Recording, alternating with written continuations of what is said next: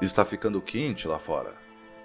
Hoje em dia é difícil acompanhar as notícias sem ouvir alguém falando sobre o aquecimento global.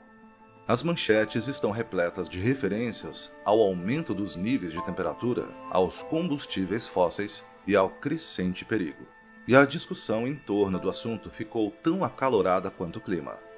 Esse tem sido um tópico sobre o qual tenho sido cauteloso em ponderar, simplesmente por causa do quão delicado o assunto se tornou nos últimos tempos. Guardamos esse vídeo em particular por 3 anos, atualizando-o ocasionalmente, mas sem sentir que era o momento certo para lançá-lo.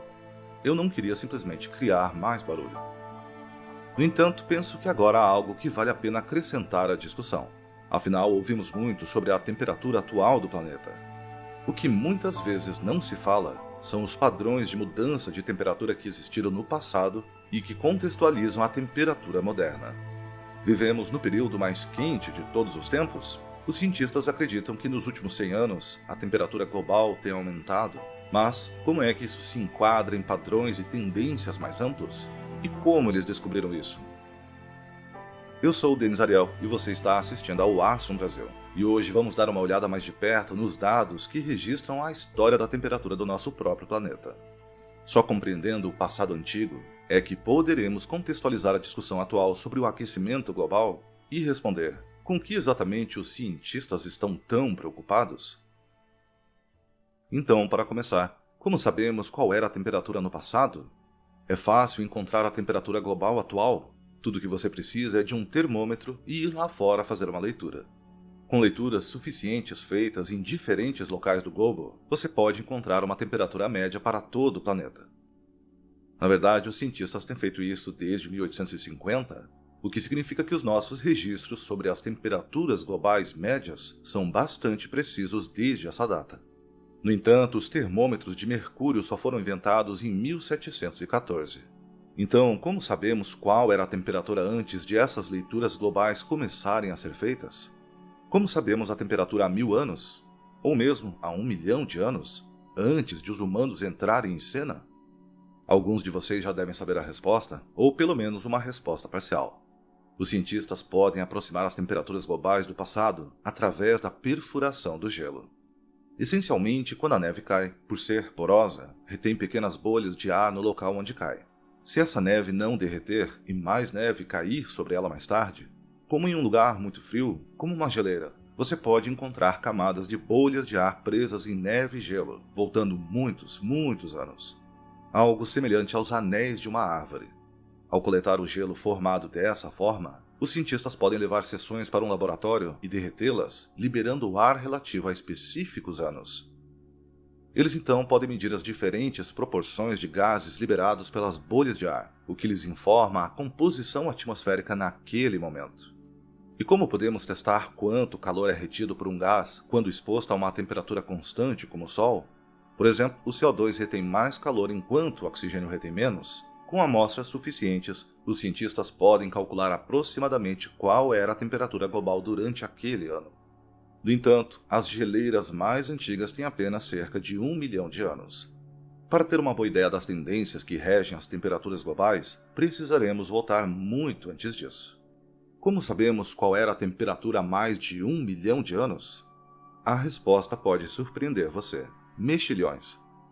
Na verdade, não exatamente mexilhões, mas algo semelhante. Um minúsculo organismo unicelular chamado foraminífero.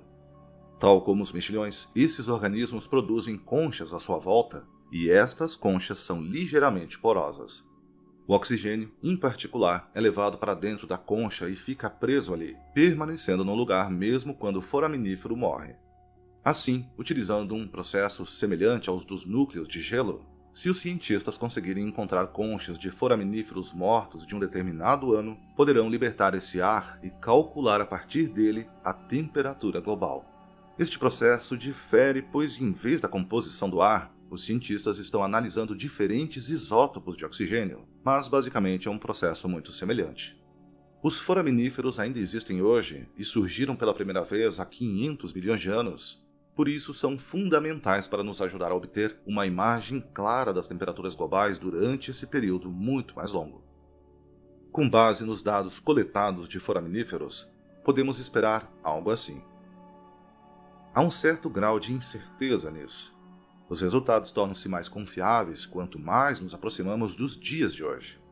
Mas, como se pode ver pelas tendências gerais, a temperatura da Terra sofreu mudanças significativas nos últimos 500 milhões de anos.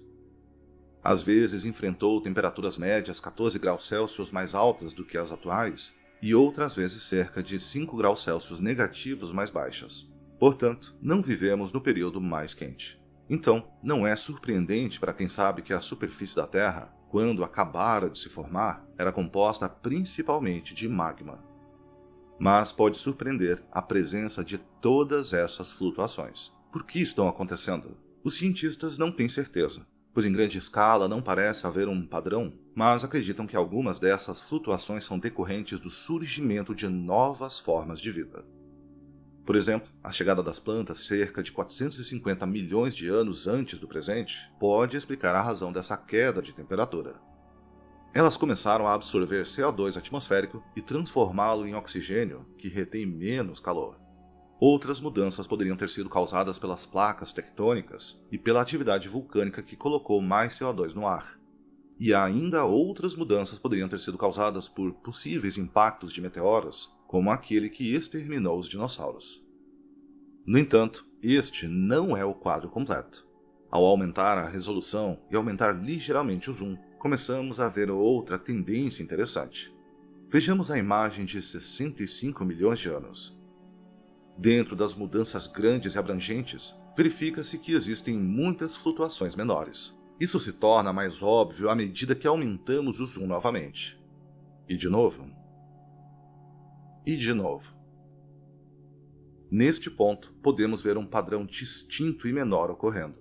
Aumentos rápidos nas temperaturas globais, seguidos de quedas graduais. É difícil entender o escopo da história da Terra, mas cada uma dessas quedas representa eras glaciais inteiras. As eras glaciais são tecnicamente definidas como qualquer ponto na história da Terra em que há gelo nas calotas polares, algo que nem sempre é o caso.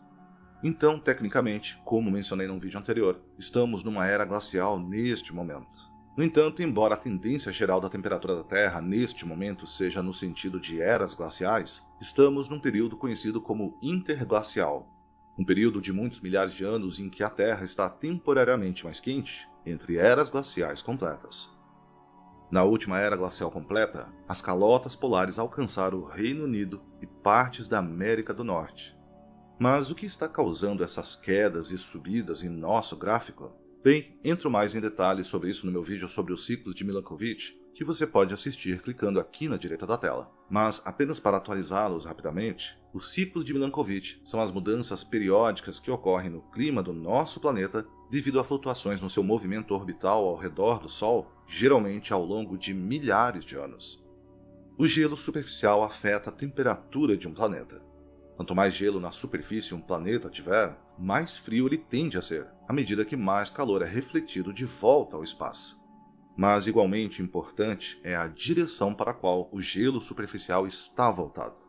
Considere o gelo como um escudo que refletirá os raios do Sol. Se esse gelo não estiver apontado na direção da luz solar, ele não poderá refleti-la. Assim, sempre que o planeta aponta a sua superfície gelada para mais perto do Sol, tende a ficar mais frio, criando uma espécie de ciclo de feedback. Isso é importante porque o eixo da Terra não é estável. Ao longo de milhares de anos, ele se move para frente e para trás, às vezes apontando as calotas polares mais em direção ao Sol e às vezes afastando-as ainda mais. Embora essa mudança seja de apenas alguns graus, no máximo, é suficiente que com o tempo tenha impacto na temperatura global. A temperatura cai à medida que o escudo de gelo fica voltado para o Sol e sobe novamente à medida que aponta para longe. Esta flutuação é um exemplo de ciclo de Milankovitch. Existem outros ciclos de Milankovitch que são ciclos consistentes na órbita da Terra que afetam sua temperatura, atuando em escalas de tempo de 23.000, 41.000, 100.000, 405.000 e 2,4 milhões de anos. Sempre que estes coincidem, criam mudanças ainda maiores na temperatura global. Você pode ver que as lacunas entre as eras glaciais nesse gráfico tendem a ser maiores que 100.000 anos de diferença, perfeitamente alinhado com um dos ciclos de Milankovitch, especificamente a mudança na excentricidade orbital da Terra. Mas todos os ciclos têm um impacto. Onde estamos em relação a um destes ciclos de Milankovitch? Vamos ampliar um pouco mais. Como você pode ver, saímos de uma era glacial e entramos em um patamar bastante estável de temperatura global. Isso é consistente com o rápido aumento e queda lenta da temperatura que caracteriza as eras glaciais e os períodos entre elas. Toda a história humana, desde as pirâmides até os dias de hoje, pode ser encontrada neste platô. Os cientistas nomearam esse platô como período Holoceno. No entanto, o aumento logo no final não é tão comum. Este aumento representa um aumento de 1 grau na temperatura global, o que tecnicamente ainda está aproximadamente no mesmo nível do período interglacial anterior ao atual há mais de 100 mil anos. No entanto, não é a mudança de temperatura que preocupa, mas a rapidez com que está aumentando. Ao contrário de todas as mudanças em todos esses gráficos, que ocorreram ao longo de centenas de milhões de anos no máximo e milhares de anos no mínimo, este aumento ocorreu ao longo de 100 anos. E isto poderia ter um grande impacto nos ecossistemas do planeta. Então, o que poderia ter causado este aumento? A resposta não pode ser os ciclos de Milankovitch.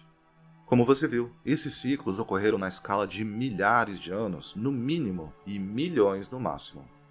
Mesmo quando ampliamos as seções dos nossos gráficos, onde parece haver aumentos acentuados, percebemos que esses aumentos ocorrem ao longo de um período de alguns milhares de anos. Os ciclos de Milankovitch são descritos como forças fracas, mas consistentes, como o fio de um riacho que eventualmente corrói uma montanha. Estes não criam efeitos num período tão curto como 100 anos. Da mesma forma, não houve nenhum evento cataclísmico como aquele que exterminou os dinossauros, o que poderia ser a nossa outra explicação. Acredita-se que este meteoro tinha 10 km de largura e atingiu a força de 21 a 921 bilhões de bombas atômicas de Hiroshima. Cerca de 75% das espécies morreram nas mudanças climáticas que ocorreram posteriormente. Se algo assim tivesse atingido a Terra desde 1850, teríamos notado. No entanto, há um fator que explica essa mudança nas temperaturas globais: a atividade dos seres humanos. Não é a primeira vez que organismos vivos têm impacto na temperatura global. Acredita-se que algumas das mudanças que vemos aqui são causadas pela introdução de plantas que absorvem CO2 e liberam oxigênio.